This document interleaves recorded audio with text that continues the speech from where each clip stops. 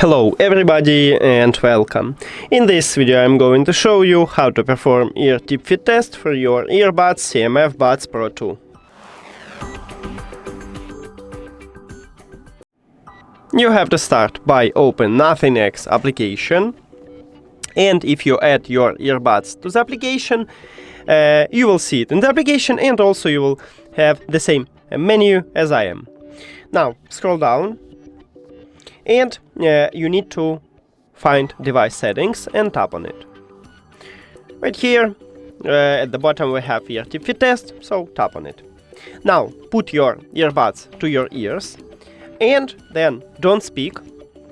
Just wait until this test is finished and it will put some song for you, and then it gave you a feedback.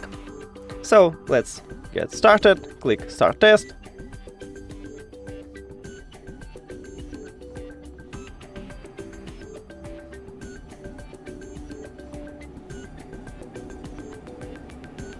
And right here at the top we have a feedback. You can test again by press Test Again button. You can click Done to finish it, or you can go back also to finish it. And that's it. Thank you for watching this video. If you found it helpful, please consider subscribing to the channel and leave the like on the video. See you later!